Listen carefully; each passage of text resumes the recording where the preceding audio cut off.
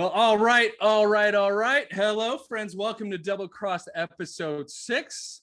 I'm your host, Dan, at 2 inches short on the internet. And this is my esteemed co-host, Dave, at Golf and Jokes, also from the internet. Say hello, Dave. What's up, everyone? Happy to be here. Another episode, another week. There he is. Let's do it. If you don't follow us on social media, what are you doing? Get on it. We're on Instagram, Twitter, and our podcast is available on YouTube, Spotify, and Apple Podcasts, and anywhere else where your podcasts are sold. We appreciate all the positive feedback we've been getting. Obviously, we've been doing this for now 6 weeks, and your support has helped us continue on this path. Please feel free to leave a review, subscribe, like, share, do what you guys do best. We really appreciate everything you guys are throwing at us. So we're just going to keep on doing this. We're going to get this rolling. Let's get into this week, Dave.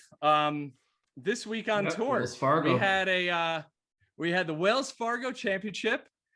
Rory McIlroy is back in the winner's circle. Woo! Very exciting. He had battled Keith Mitchell and Gary Woodland down the stretch. Eventually, it just was Rory versus Keith, who's a great player. He smashes the ball, by the way. And he was keeping up to Rory. Rory winds up converting 2 big bunker saves for 2 birdies, which must be nice. On 14 and 15 down the stretch. And then with a 2-shot lead, Rory does what he does best and hits a pull draw into the creek down the left side of the fairway metal. But good thing he was wearing his Whoop bracelet, because we can check out his heart rate when that was going on. I'm looking forward to seeing the data on that. But yeah, it winds up actually in the bank, really in this real shit lie. And lucky that he found it. He wasn't when I was watching it, I thought it was in the water, because they kept showing that ball in the water. Like yeah, it definitely seemed it. But he evaluated his options. He kind of was walking up. It's not a easy hole. It's a 504-yard par 4. And so the Green Mile. So Rory, he does actually played a really smart play. He decided to take a drop from a place where he thought he can get it on the green, because all he needed was bogey. And went to the rules official. They took a drop. That was his best option. Puts it on the green from 196 yards from this crazy side hill lie, like it was nothing. Apparently, he still knows how to play golf. He gets it on the green, 43 feet. He's got left. Rory McIlroy has to 2-putt this to win for the first time in 18 months, and does amazingly. And it was big. It was huge, because that putt Mitchell made was no joke, just to save par. Right. I never know. Rory 3-footer. Who knows what happens, right? Oh, exactly. You never know. But Rory, this week, we did know what those 3-footers were going to be doing, because he went 51 of 51 from inside 16, which I'm pretty sure I've never done. Dave, have you ever done that in your Definitely life? not. Definitely not. So did you, Dave, did you actually watch any of the coverage? I watched a bit today. Other than that, I watched too much this week. I was just keeping up with it, though. Obviously a great event each year, fantastic course. Usually plays pretty tough, and this week was no different. As we said, that finishing stretch is no joke. Phil came out firing in round 1 with his 64. It was like, oh, where'd that come from? And then seriously, where did that come from? And then obviously fizzled the remaining rounds. Wasn't even close to the leaders. What do you shoot today? Like 75? 76. We're gonna talk about Phil in a second we're gonna talk about Phil in a second. But yeah, obviously the story was Rory back in the winner's circle. I was definitely wrong last week. I faded him, but in my defense, I was like, okay, well, what have you shown me lately? He was terrible at Augusta, going through a swing change, new coach. Until you show me something, I got to fade you. So he definitely showed me something this week. I think he's going to be dangerous at Kiowa. He obviously has confidence now. And he did say he's strictly going to play a fade with his driver, which is the best thing he can do. Like, there's a reason the best players in the world who bomb it, like, DJ, Brooks, Tiger, JT, Hovland, so many other guys only play a fade with their driver. You can control it. You can keep it in play. And I liked hearing that from Rory. So we'll see what happens in 2 weeks. Oh yeah, for sure. PGA Championship 2 weeks from now. We have a major coming up. So yeah, they come so quick. Course playing difficult. Yeah, they do come up quick. I mean, that's life, man. It just keeps on moving. Yeah, well, before though, it went Masters, US. Oh, before the PGA. Oh, the way that the PGA, how they rearrange the schedule. Yeah. They condensed it a little bit. Yeah, it comes up quick. I mean, I feel, as a golf fan, I feel pretty fortunate that we have more majors. Not more majors. I like it. Yeah, I like it. So yeah, talking about Rory winning Wells Fargo. He won it at 10 under par. That's no joke when it comes to a golf course on the PGA Tour. Abe Answer, he's gonna get a win runner soon. Up. Oh, he was. Did you see? He's always 2 of the last 3 coming down this, or like 4 in a row coming down the stretch. But he's always right there. Yeah. He just needs that one event where he just everything goes a little, goes right for him, and he'll get that win. Solid player. He's knocking on the door. I mean, he was ball striking the shit out of it. Victor Hovland and Keith Mitchell finished at 8 under and a tie for 3rd. Gary Woodland 7 under in solo 5th. And then down the list we have Matt Wallace and Pat Reed, Luke List. Fittingly, I said down the list. There you go. And tied for 6th at 5 under. And of course, Bryson sneaks in a backdoor top 10 with at -4, which is amazingly funny considering his story, which we'll get into in a little bit. So yeah, going back to Rory, he was lights out with putting. It was fantastic to see him club twirling and strutting. I mean, nothing compares to a free flowing Rory on the golf course. It was shades of fat Rory a little bit. Although he's not fat right now. He did not hit many fairways. He told golf traditionalists to stick it, basically, after he was told he had his best strokes gained, I don't know, some stat. Basically didn't hit many fairways, but was leading the field and scrambling. First win as a new dad. Hasn't won in, like we were talking about, 18 months. Wins on Mother's Day, back from the dead. Very exciting. Yeah, he was choking up a bit in his post-round interview. And also having fans back, I think, was it's huge. Well. We talked about this a couple episodes ago, where he needs fans. There's no doubt for sure. It. Yeah. Oh yeah, he thrives off them, and same with Tiger. And they were all behind him. Yeah, it's the different energy when I don't know how I perform in front of thousands of people, but it's good to see people, by the way. It's good to feel somewhat normal. Awesome. Getting there. Rory is the only guy in the world who can have a 2-way miss for the past 2 months and then go to a 7,500 yard golf course and win.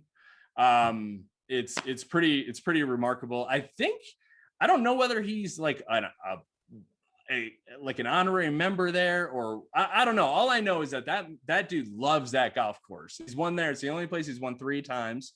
Yeah. I'm not sure. I think he was quoted as saying, I think he's got a membership there. Really? And he obviously loves those greens. I would, dude, if I was a pro, I'd have a membership anywhere I wanted to play. At least one in every state in the United States. And let me know. But if you're a pro, do you even really need a membership? Can't you just show up at any of these places and they'll be like, oh yeah, go play around. You should be able to show up. I feel like you should be able to, yeah. Someone gonna tell Tiger that he's not able to play. Tiger can go anywhere he wants. He can go anywhere. You know, Rory is in that league as well, where he can go anywhere he wants for sure. Yeah. Oh, for sure, absolutely. So I will say we'll just go right into our locks from this past week, where I put another point on the board with Rory as my contender. We're giving, if they win, I'm not sure whether they're getting double points, but Rory got it back. You faded him. I know you did. We talked about that. Wrong, right? We said one of us is going to be wrong. One of us is going to be right. How did Connors do? I know you picked him to win. T43 did not win. Was not fantastic. Made did have a hole in one. Had an ace on Sunday today. Oh, did he? And yeah, didn't he get the ace at the Masters as well? He's a hole in one machine. Yeah, they did. Must be nice. I know. Must even nice. at Tim Hortons here, they made a donut after him after getting that hole in one. That. Yeah. I wonder if they'll make another one for him now. We'll see. I think the Masters, I don't know, is more of a probably, gravitas. But so Dave, who did you have winning? I had JT to win, which he just was stuck on even par the whole tournament, it seemed like. Couldn't do anything. Mm-hmm. I had Homa as my contender, which was dead right from the beginning. He made, I think, triple bogey on his first hole, I'm pretty sure, of the tournament, and just went in reverse right from there. So he missed the cut easily. And I obviously faded Rory, which was a huge mistake. So yeah, definitely my worst week ever. So if you listen to me, I feel sorry for you. Yeah, that's the way it goes sometimes, right? Yeah, that's gambling, man. I mean, we're not putting thousands of dollars on this. We're simply talking about it. But you might want to start listening to me, because that's a couple in a row now. Where I also I'm gonna count Phil. We were talking Phil earlier. I'm gonna count Phil as a fade, chalk that up as a win, because he certainly faded this weekend after putting up a 64 at Guadalajara. And then comes back and goes 75, 76, 76. I think he hit it in the water, I think 3 straight days on, a par 3 on the back, I feel like. Made that's double Phil these days though, man. Like he can have that fire around, and then he just, I don't know, like maybe the losing focus thing is a real thing, because he just can't keep it going like he used to, Yeah, pretty interesting. But he was focused definitely on that first round, and there was some tweets flying back on the Twitter sphere between Phil and Joel Damon, who is a great follow on Twitter and a stellar pro himself, who's having a successful career now, and always rocking the bucket hat. Good dude. But yeah, so they're going back and forth. Has a great sense of humor, and Phil and them start needling each other, and because they're playing together for the first time, and I thought Damon put him in a body bag when he said he's looking forward to be playing with the best player on the Champions Tour. Yeah, that sealed it for me. But then Phil taught him a lesson in round 1. Well, he definitely taught him a lesson in round 1 until he then went the other way. And then round 2, Damon got the best of him by a little bit. And it was cool to see that it's good to see. It's going nice, into friendly a tournament, with the groups. Yeah. Yeah, and I think for things more of that. It builds some interest. I kind of like it. Yeah, especially for fan engagement. It's good to see. The PIP, right? The player. You're right. Yeah, the player impact performance, whatever that program, player impact program, which everyone seems to be stepping up their game, including Phil. I haven't seen any of his fireside chats lately. No. Hasn't been one of those in a while. Those were great. Yeah. Not sure why we haven't seen him. There's got to be a reason, because he's always trying to do something fun. But yeah, I mean, he's going through some shit, it seems like. I did have another fade that I threw in there with Ricky, who also didn't who didn't make the cut. Again, fade. But I think he's in the field, which we'll talk about at the Byron Nelson. But Ricky, man, coming off a couple missed cuts. He started well in round one. Into majors. Yep. And then shot, I think, 77 on Friday. Yeah. Not great. We want to just touch on something we saw. Bryson DeChambeau flew home after thinking he was going to miss the cut on Friday. Posted on his Instagram stories that basically he landed in Dallas and realized that that the cut line moved to +2 and that he'd be playing the weekend. So he posted on his Instagram that he would he went home for a workout and then he'd be back in the morning. Which honestly is believable. Yeah, it is. You know, this fucking guy, right? Classic Bryson, right? So ridiculous. Yeah. They asked him why he couldn't get back. Like what? Because so basically the story was like he left. You know, he's flying private. This is not like a huge deal, but like the fact is that he couldn't just go back because apparently he's like, I think he's NetJets. I think that's who he's with. And it's like a 6-hour call time. So so it's a 6-hour request time. So he couldn't just like go back. So he had to like go back early the next morning. He got it. He took like a flight like at like 3 a.m. 2:30 in the morning or something. Yeah. Yeah. Got into like, I think like 7, had a tea time at 8. And then there he is. He shoots 68. Like 5 under. Yeah, it was 5 under, and then he wound up doubling the last hole, which was a beast of a hole Friday and Saturday. Yeah. And then he's out at the fucking driving range hitting balls. The dude is a maniac. Yeah. But yeah, he's awesome. Classic Bryson. He said that he learned his lesson. He's never going to do that, or at least he'll try never to do that again. I mean, if you're only one shot from the cut line, you probably should stick around a bit. She just didn't think you'd be there. Yeah. So, anyways, Bryson, he finished backdoor top 10. It was pretty impressive. Some of the drives he's hitting are still insane. But we'll get into some Bryson because I believe he's in the field this week. He is, yeah. Yeah. So just other golf news, like we talked about, we like to broaden your horizons on the European Tour. Garrick Higgo won again. I mentioned this on the last couple weeks ago. He won again in the Canary Islands. 2 wins in 3 weeks. Some ridiculous numbers this dude is putting up. He's going to be in the top 50. Again, he's 21. He's a lefty. He had a hole in one today. One by 6. Has a couple most like under par 4-day totals in European Tour history. Pretty amazing stuff. Check this dude out, Garrick Higgo. We're looking forward to seeing more of this dude. It should be cool to watch. Also, other news, Dave, I mentioned this to you. You didn't really have much of a rooting interest in this, but the Walker Cup was this past weekend, and the United States prevailed against Great Britain and Ireland.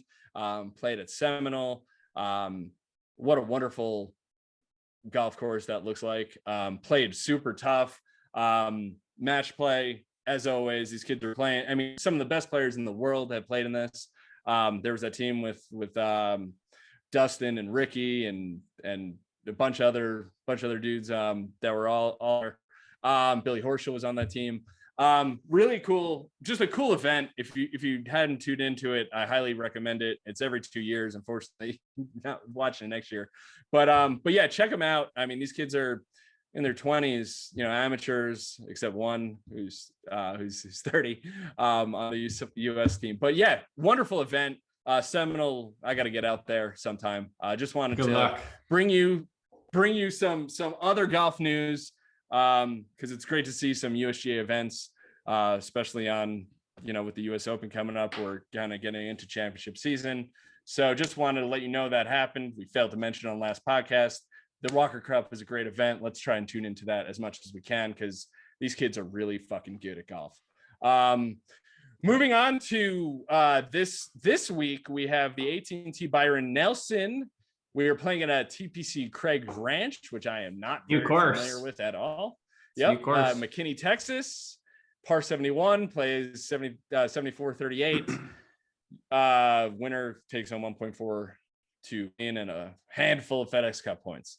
It's on CBS, Golf Channel. Top players in the field: Dustin, John Rahm, Brooks. Brooks is back. How about that? It's a major in 2 weeks. He's got to get ready. Probably wants to get a couple, round in before the PGA next week. Bryson, Hideki. He did do well at this event 2 years ago. I know it's a different course, it was the same thing before a major. So I think he's one of the guys that likes playing the week before a major. Yeah, especially he's also been hurt. So I mean, I think he gives him he needs all the reps he can gets get. Little. A couple other top guys in the field: Daniel Berger, Matt Fitzpatrick, Scotty Scheffler, Harris English, Will Zalatoris, Spieth, Kuchar, Serge, like we're on a first name basis, Sergio Garcia. So Dave, do you have any thoughts on the field or on the it's a strong field for this event, and especially a week before major, for sure. Yeah, it's really strong field. It's at a new course, TBC at Craig Ranch. Defending champ is Sung Kang, which he won in 2019. It was obviously canceled last year. And did you know he's actually a member at this course? No, I didn't.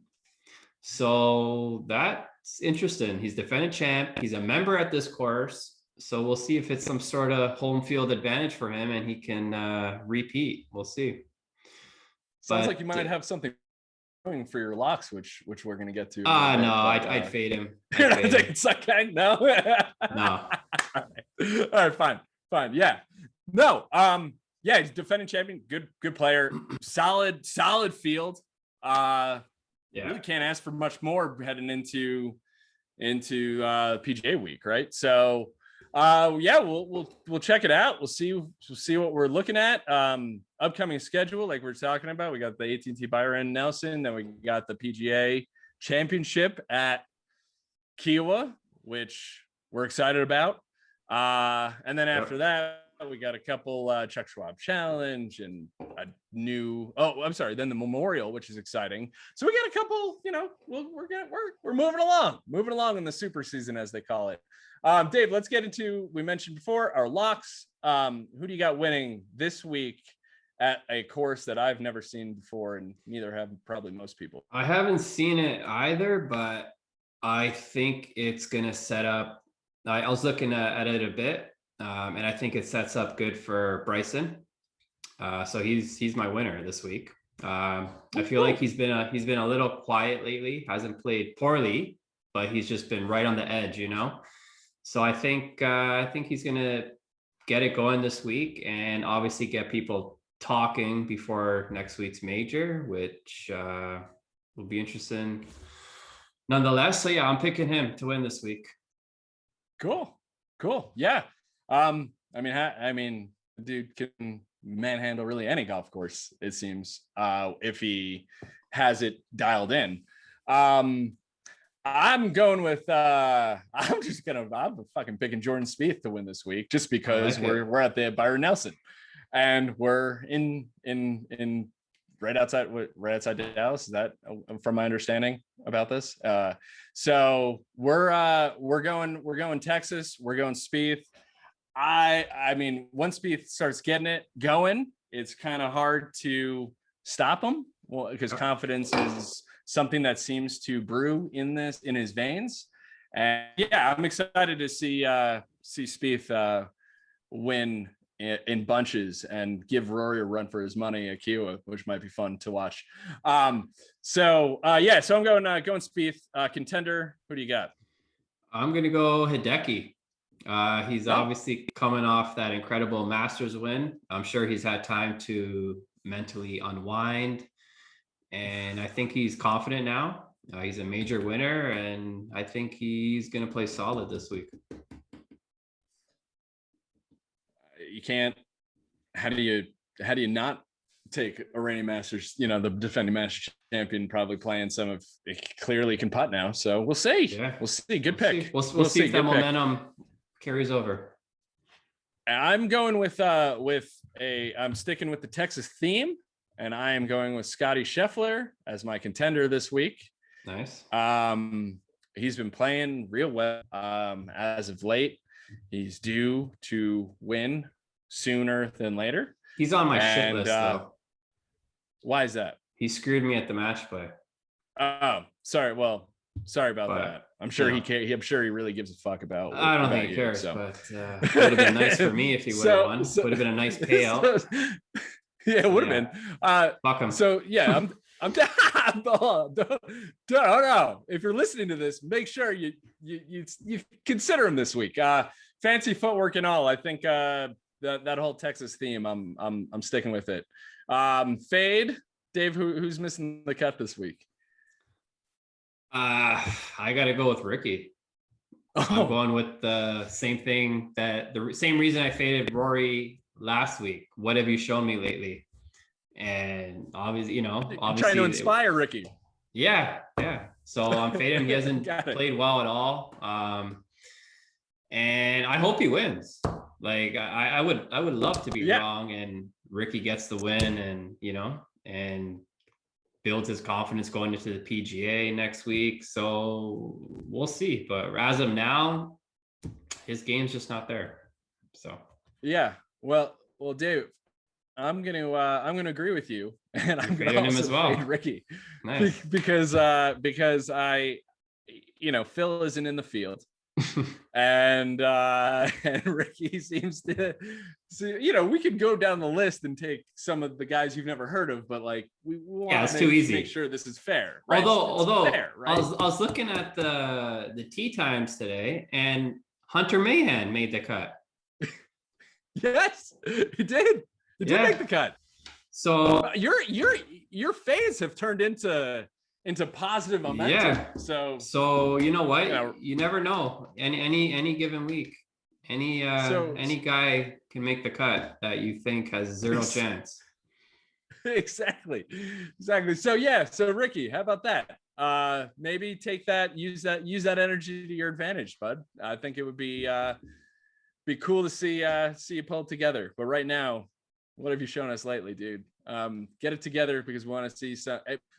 Imagine Ricky goes out and just like doesn't really play well this week, just comes back and just wins the PGA on a special exemption. That would be that would be like incredible. movie worthy. I don't know. We'll see, man. We'll see. So Ricky's what would be cool is if he misses the cut this week, he has that sponsors invite, or sorry, that invite to next week, and he wins it. Yeah, that would be a better story than him doing well this week and then winning next week. Well, that's exactly what I just said. Oh, did you? I think that's my bad. So if we're trying to pitch any stories to anybody, I think we're on the same page here. If you want us to write us a script for it, Ricky, just it's all about storylines, right? That's all it is. That's so funny, dude. All right. So moving on, we saw a cut streak come to an end. John Rahm missed the cut. It was 22 made cuts in a row, and missed it this week. Was the longest on tour. Now the longest is Joaquin Niemann. I think it's 18. Could be 19, 18, around there. Regardless, we wanted to bring up our absurd Tiger stat of the week, which seems to be a thing. And we wanted to talk about how many cuts Tiger made in a row. If you didn't know this, it's 140 fucking two. 142 cuts in a row this man made. That is basically 7 years worth of being better than at least half the field at any time he entered a tournament. Which is interesting because it actually ended at the Byron Nelson, which is this week, which is also why we're bringing it up. So Dave, I wanted to ask you your thoughts on where that record stands in the list of Tiger accomplishments, and then where that record stands in the list of all of sports. Well, it's absolutely incredible record that will never be beaten. And when I say never, I mean never. You're talking about 7 to 8 years of never mailing it in, always showing up to an event and competing. I don't care who you are, you never feel the same week to week, especially in golf. Swing to swing, I feel different. Never mind feeling, up for it 7 to 8 years, competing at the highest level and making weekends. So just incredible. And in my opinion, probably his best record he has. Yeah. It's the most insane. It's the most jaw-dropping one for sure. The most shocking, because like you see all these guys, I mean, that are, it feels like it's a different game a little bit, where like guys are like, all right, if they like almost like miss a cut, where like back in the day, like that's how you used to get paid. Guys weren't making millions of dollars. There wasn't all this sponsor money before Tiger. Yeah. Right. So people were grinding. Now it's, all right, if I miss a cut, I miss a cut. I got a major next week. I'm excited for it. I mean, it's one of those all things these guys that, have money now. Tiger cared. Doesn't really matter. Tiger cared about majors. I mean, cares about majors. We know this. That's what he cares about. But the fact is that he busted his ass for that amount of time. And I think we were talking about that he might have won something between 8 and 10 majors during this time of that streak. It's just unbelievable. And then when you think about it, he's got only like 20 something missed cuts, right? Like, well, it was one of those career. things where he would always say he wouldn't show up to an event if he didn't think he could win. And that streak just literally proves it, that's the truth. Well, that's what I wanted to mention. I'm sorry, I failed to mention it. But what I wanted to say was Tiger, he cared about any tournament he entered, and it's exactly what you said. It's this amazing ability to just focus on the task at hand, whether it was the whatever Open or the whatever Invitational or US Open. It didn't fucking matter. He was he was there to win. He wasn't there to make friends. He wasn't there to chit chat. He was literally there to just win and go home. It was. I mean, he's quoted as saying that. I think he probably still feels that way, but has a different sort of air about him now. Yeah, for sure.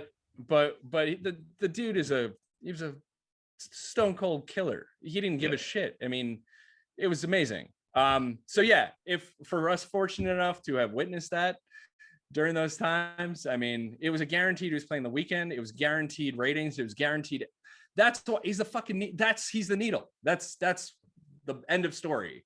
In terms of all-time records in sports, Dave, I mean, where does 142 cuts, knowing how difficult it is to, it's tough to say, but obviously for me it's up there because I'm a diehard Tiger fan. So I'll argue anyone till I'm blue in the face. But you can have the Cal Ripken streak, and it's just different in my opinion because Cal Ripken could show up to a game, it counts on the stat sheet. He could go 0 for 4 or whatever and have a shit night, right, and it still counts as a part of the streak. Whereas Tiger, right, you need to play well or your streak is done. So it's, what I mean? It's different. Yeah.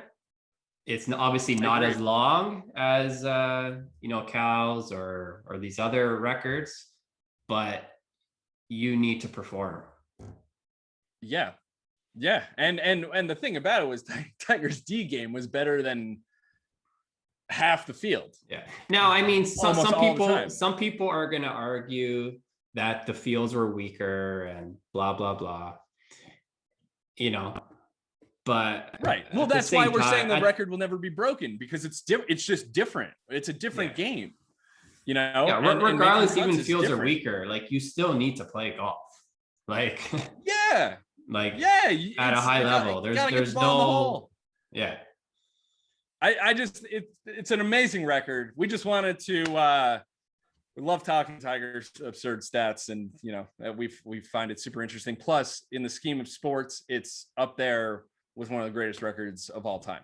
Other golf news that we came across this week, this past week, we saw the PGL has entered the chat. The Pro Golfer League, Professional Golf League. Also coming into the chat was the Super Golf League, which seemed very reminiscent of what happened in Europe with their Super League they were trying to form with the football, the soccer.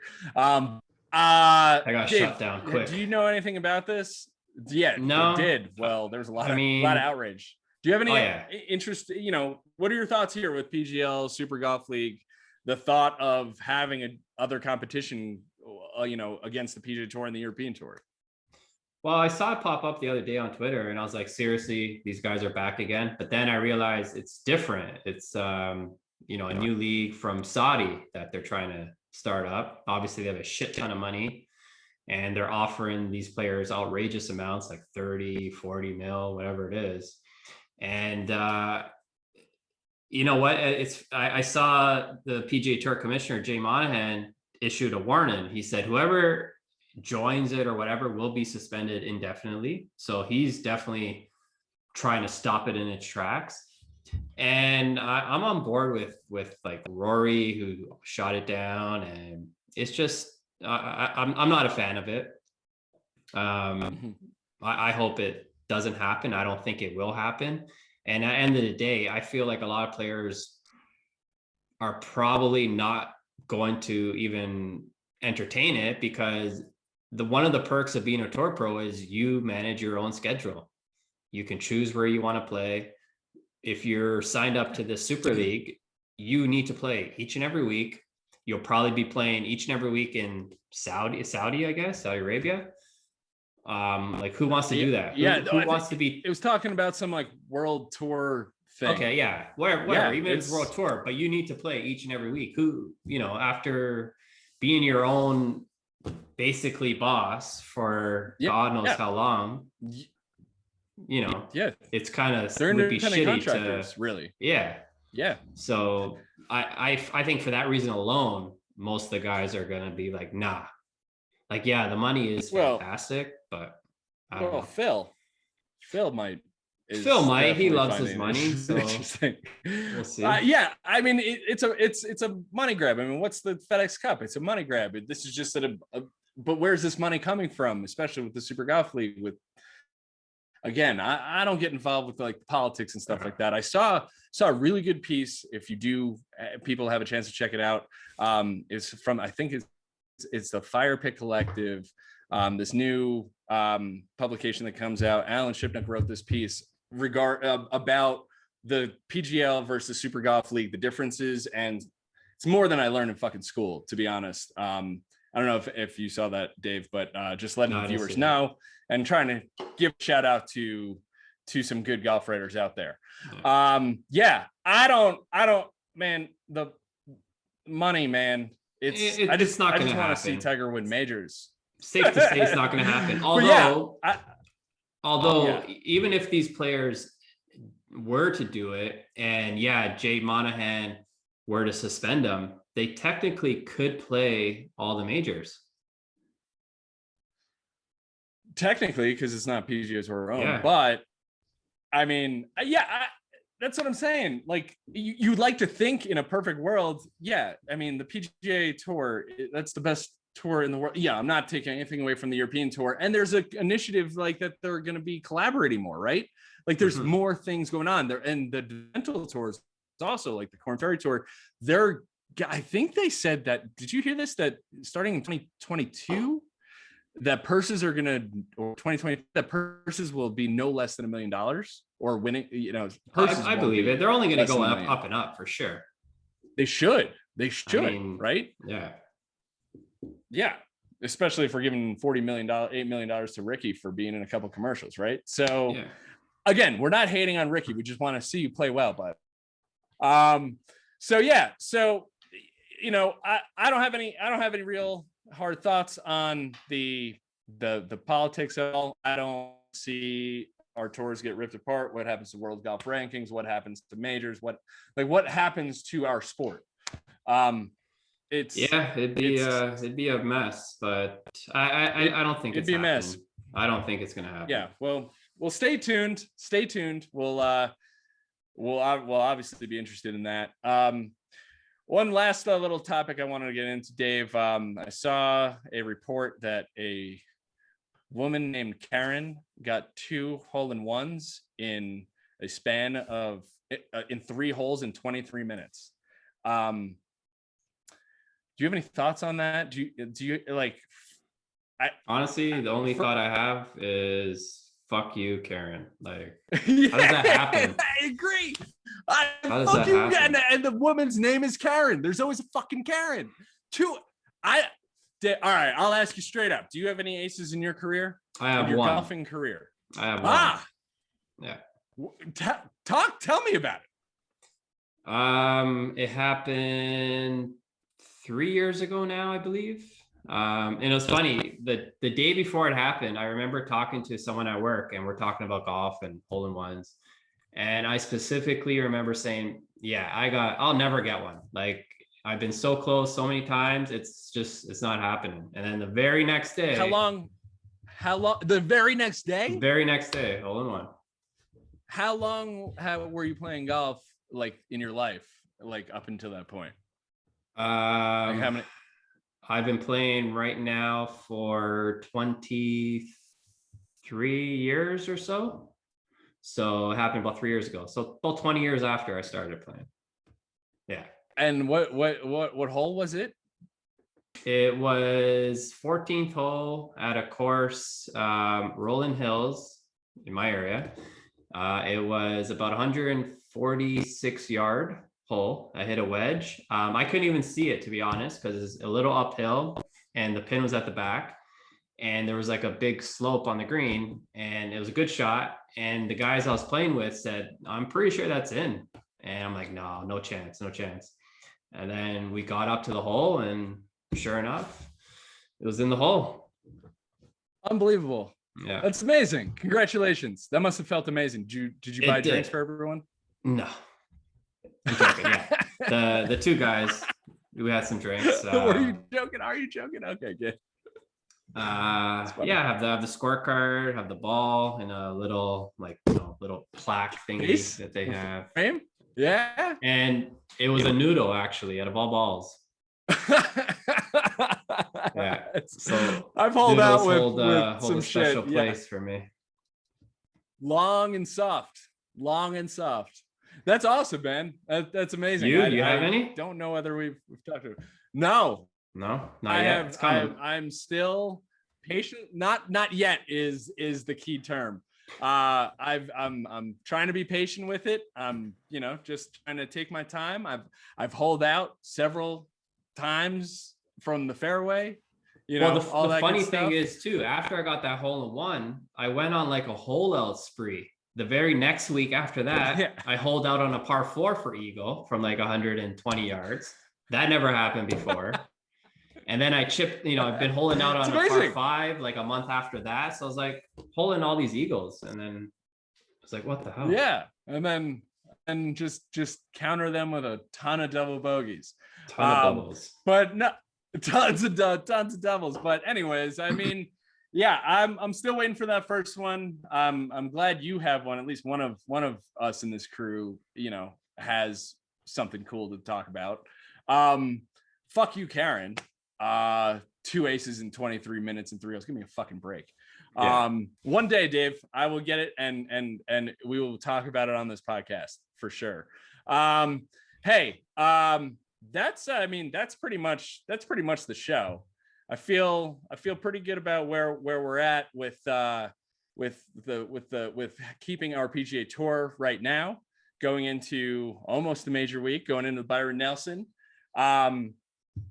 I just wanted to say again, if you made it this far, thank you for hanging with us. Support us, rate, review, subscribe, do all that you do to share the love with a couple guys. Just trying to talk some golf, man. Dave, how are you feeling good heading into pre-major week? Yeah, I'm looking forward to the PGA. So let's just get through this week. I'm sure it'll be a good I'm field. sure it'll be a good Good event, strong week. field. So it'll be good regardless. We'll see what storylines come from this week. Yep. Yeah, should be good. And again, catch us on YouTube, Apple Podcasts, Spotify, wherever you get your podcasts. You have just been double crossed. That's episode 6. We are out. Peace.